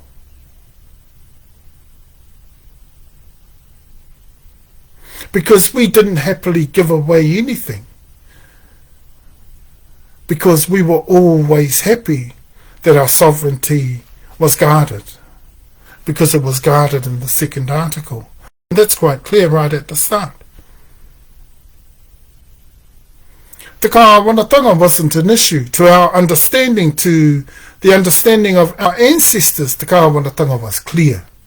Governance capacity, specificity in governance. That's what we're talking about there. We're not just talking about governing generally. Yeah, no. This is more particular. This is more specific. This is more in terms of the significance of the very thing. When you use that particular nuance, you're being more specific about how you would impress that particular area of what you are beginning to talk about. In this case, it's kāwanatanga, quite clearly governance. Governance. Okay? And we can go further to translate that governance capability. Okay? Because the Queen wanted to govern rightfully and lawfully within the lands. That's fine. Yeah. To the same as the capacities as that. Yeah, that already existed. So what existed as governance in the land was already in particular respected. Okay, see, do you see how this is panning out? And then we get into the second article, and again, high respect for our sovereignty. But this time it's much higher, much more, they're talking about our mana rangatira. Now they're not just talking about kāwanatanga, it's mana rangatira. So that's the whole of the mana and authority that we have over the country. Utmost respect. So why would we give that away? It wasn't in our way customarily. It wasn't something that we wanted to do. There was no clause saying that, let's face it, you're scaredy cats, you're scared of the Americans, you're scared of the French, you're scared of the British, and you think they're going to attack you. No. You know why? Because there was no fear of any of them. Okay, and in fact, the French got whacked out in the north. And we were actually waiting for them to come back, and they never did. Because we would have welcomed that war. I'll tell you why. Because we were majoritarily and seniorly from TeTiriti, with Samoan heritage as well, with Tongan heritage, connections as well from there, with Mayan Indian heritage as well from there, and also connection from Hawaii. So we weren't going to lay down to anybody at all. So there was no fear there. There was nothing written into a clause. If you're scared, sign this. No. If you're scared, give away your sovereignty to us. No. What they said at the hui that night, that evening, was that our culture says that kāwanatanga is the same as sovereignty. So what you've just given out, everyone didn't like that. Everyone moaned at that. We couldn't actually talk in specificity or particularities about that. I could. So if I had been in that way, that night, I would have mown the house down and particularly shut the whole treaty down. Because it would have been a fraud by that stage. And it was. It was clearly a fraud. I mean, you couldn't have original intention saying a 50-50 partnership and governance over the lands, which is what our tūpuna wanted,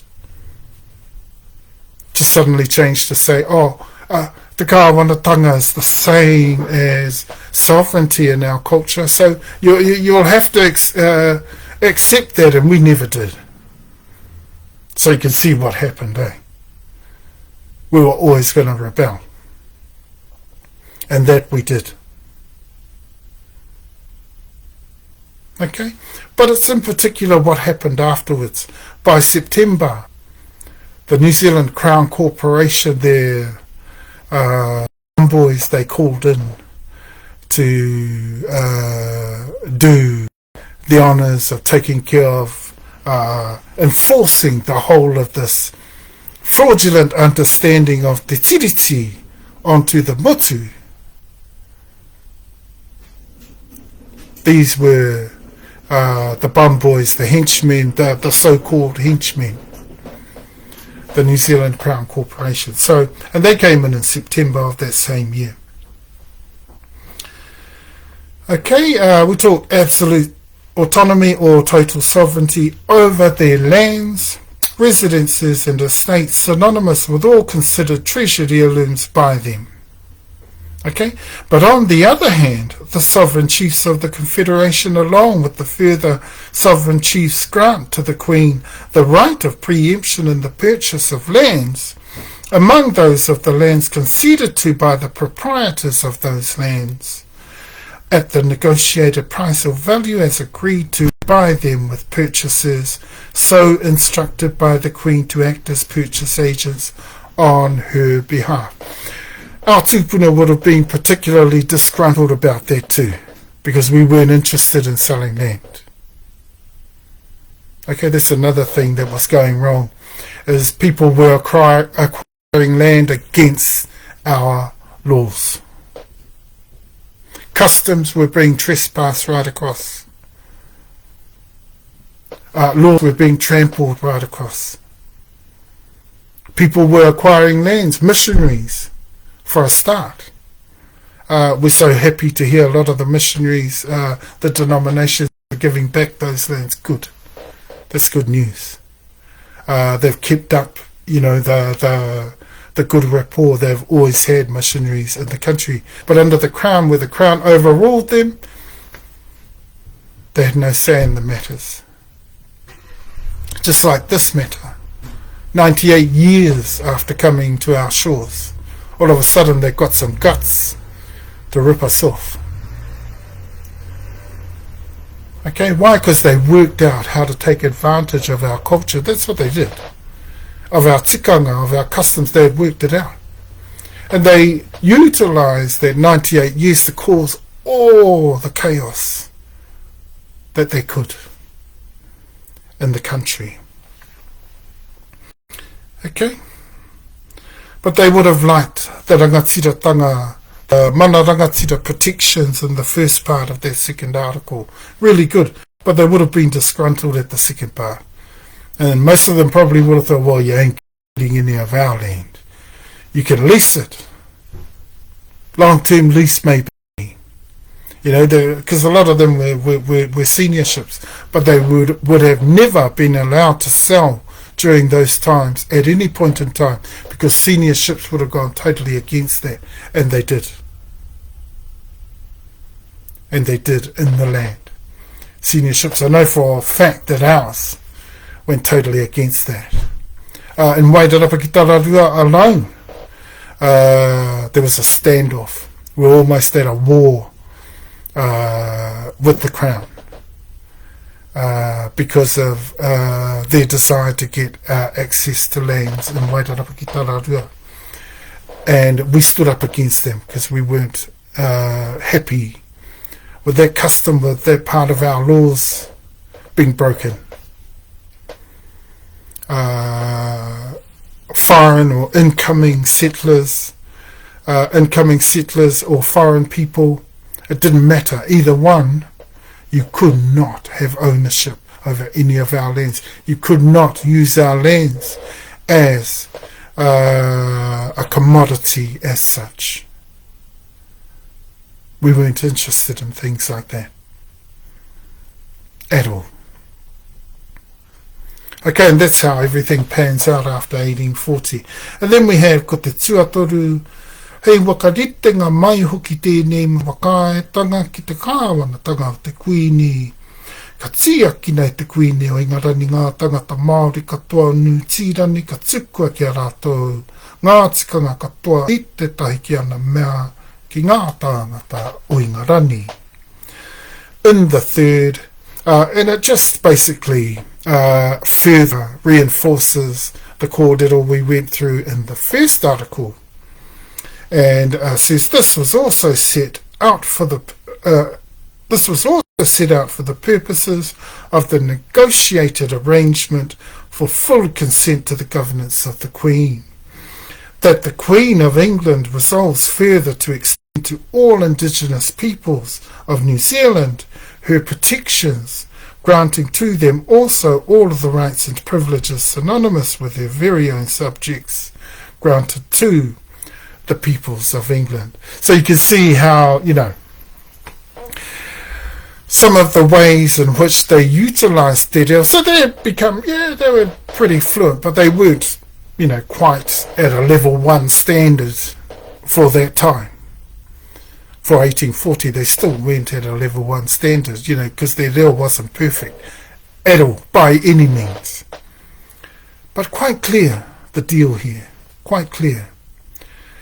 And there wasn't a deal to give up sovereignty, and there wasn't any deal for even the governance of the Queen to be the only governance in the country, which is a mistake most people make. When they look at translating TeTiriti, they translate the first article and they all translate it as a takeover of governance. Nothing like that. In tikanga, tika o kawa would ever be accepted by any tribe in the country at that time. Okay? So that's not what it meant. Quite clearly, what it means is exactly how we've translated it. Okay, but it looks a pretty clear deal. And that last one, not too bad. Not too bad. We don't mind the governance of the Queen here, just so long as it's, in a 50-50 partnership there, alliance there with us and governance over the country. You for your people, us for our people. Just like we stipulated through Te Runanga ko Huiara. Okay. So I'm going to leave it there for this particular talk on TeTiriti. If we look at just quickly some of the questions, aroha mai, we've gone for ages here, almost forever, but I'm going to keep going because it's so important this kōrero. I talked about how we're Hapu or super tribal people. Why can't the Māori Party be Hapu Nation and include all of us? Because in particular, the first 5 of the iwi, the seniorships in the land, ReoHapuIwi, ReoHapuIwi, Tahumaakaakanuimatua HapuIwi, MaMoe.PaeperaKoroutuu, and ReoHapuIwi in particular, we are not Māori. Okay? The people that relate closest to Rarotonga and Cook Islands are a mix of the junior tribes. The Awa, the Tiniotoi, those through their kohu, in particular the Moriori. Okay, they relate a lot more to Cook Islands and Rarotonga. Okay. Another of the questions that asked us was that there is no such thing as the Māori race, and for ko huiarau, for its meaning, the assembly of the multitudes. We're talking about multitudes of united tribes and or super tribes. Okay, see the actual, you can actually, when you listen to that phrase, that particular description of our super tribes, you get the notion straight away, you get the understanding straight away. It's quite comprehensive. There's not just a super tribe here. It's absolutely, traditionally, customarily united.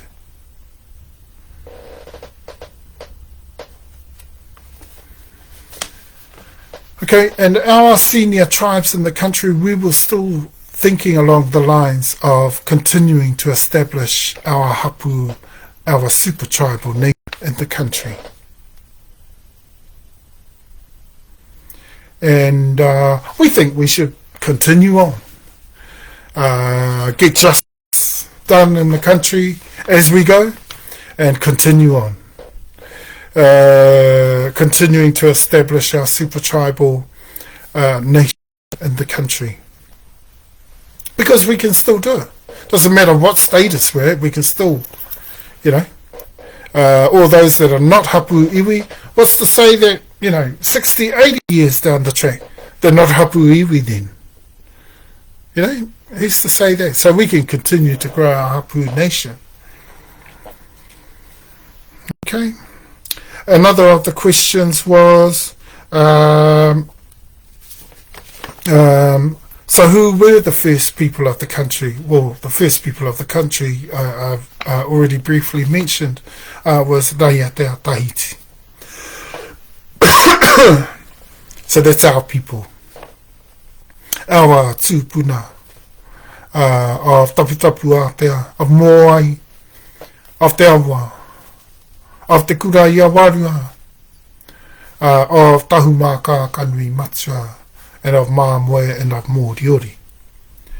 Awa and them particularly descended of Rekohu, of Te tini o toi kai rākai who came from Rekohu amongst the Moriori.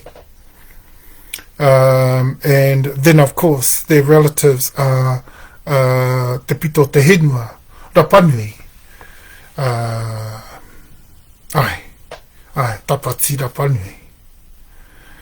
And so, e tatai mā, and so they are, for many, many years, our ancestors, they may not have been hapu iwi to start off with, but they remained in the country. And slowly we establish the hapu iwi of Moai Hapu. Tahumaakaakanuimatua Hapu from Te Awa Hapu iwi, or Hapu. I just want to be specific about the form of hapu that I'm talking about from time to time, and it's good to do that. Otherwise, people today, they don't get a clear understanding of exactly what that is.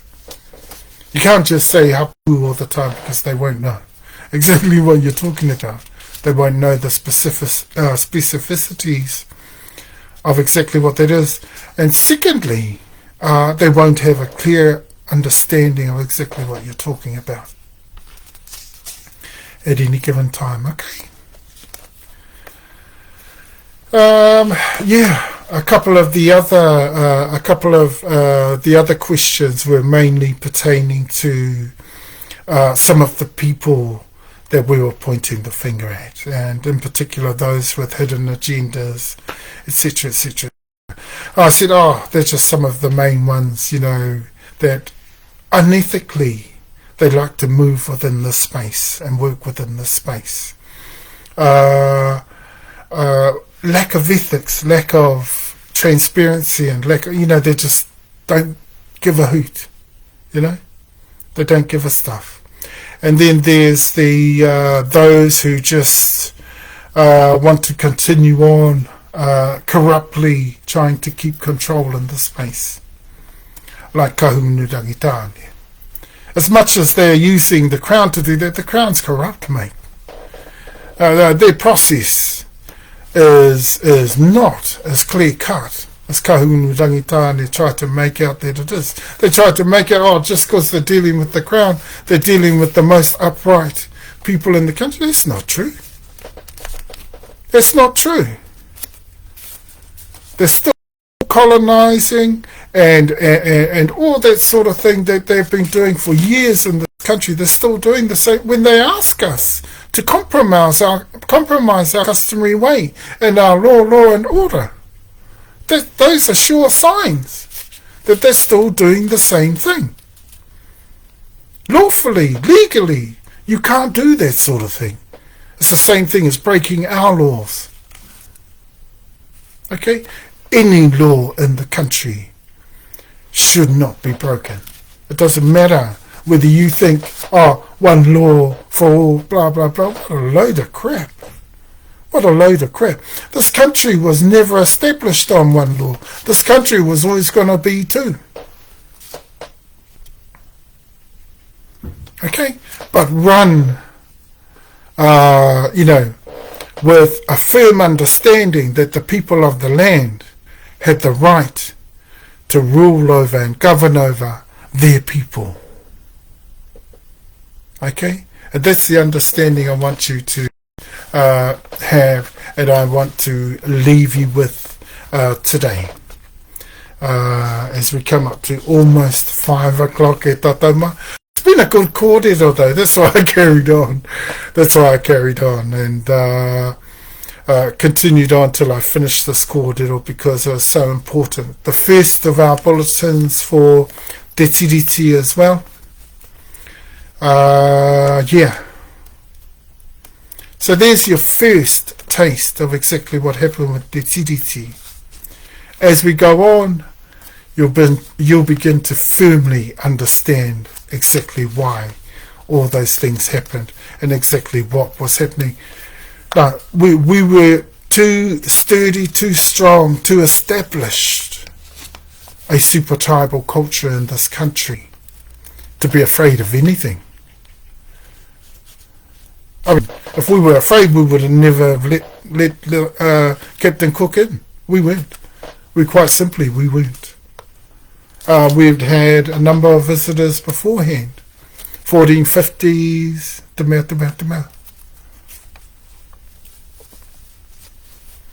And you know what, e tatauma? Another thought I want to leave you with is that there are 50 other countries in the world where the Crown has done the same thing. Okay? And they're all fighting for the same thing. We want control back over our people. Not necessarily control over the country. We don't care about that. We want control over our destiny, our tiratanga back.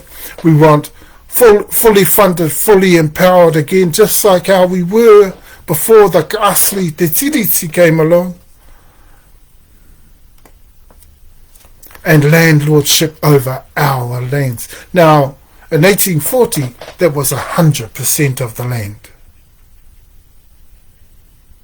And that's what we're going to fight for and continue to fight for. And Tahumaakaakanuimatua believes 100% of exactly what you took from us, speaking to the Crown, exactly the damage that you've done, 100% is what we deserve. None of this 1 to 3% only that we get from settlements. No. That is not where this stops. That is not where this stops. Settlements isn't the end of anything for us. Okay? And in any case, the New Zealand Crown Corporation was not the original deal with Westminster. Tahumaakaakanuimatua would like to see us hold on to all of the alliances with Westminster.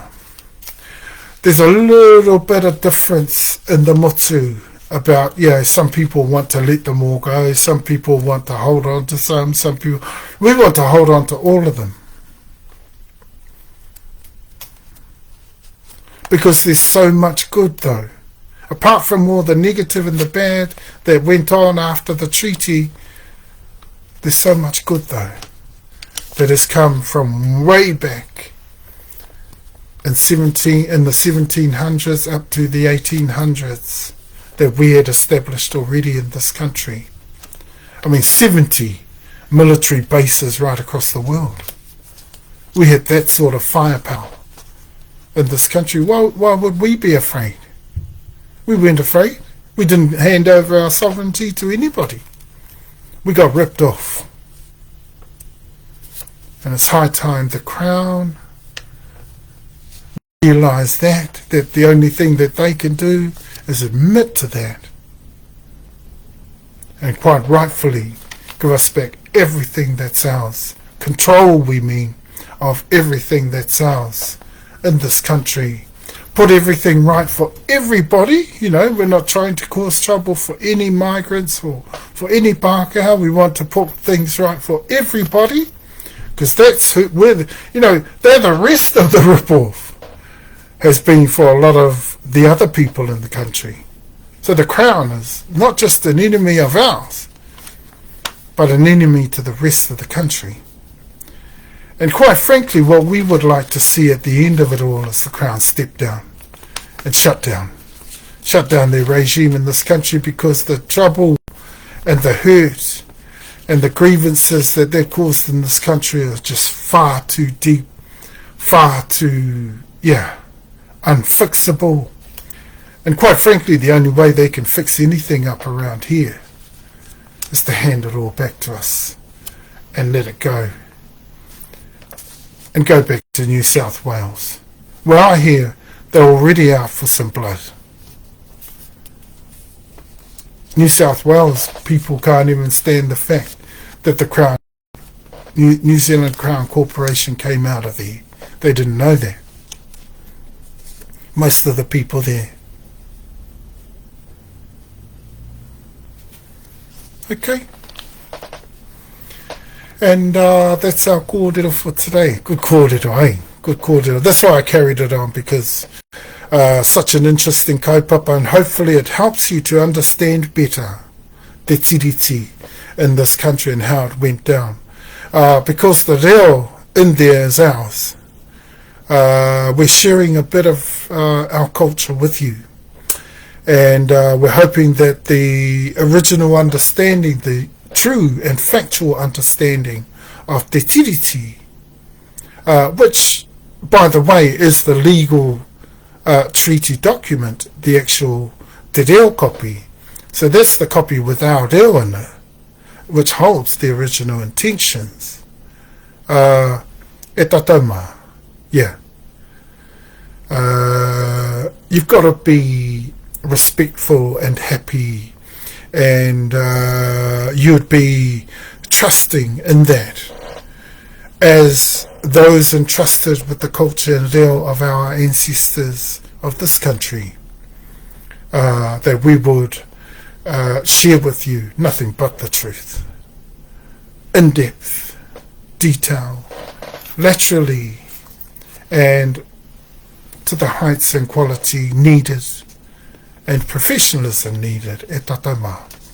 Kanui tēnā te kōrero, hai kōrero mātātau I roto I ene mea I te whakataunga kleme, tai tonu atu ki ngā taunahana wenua o ngā mātua tūpuna I roto I te wā tonu ki a rātai.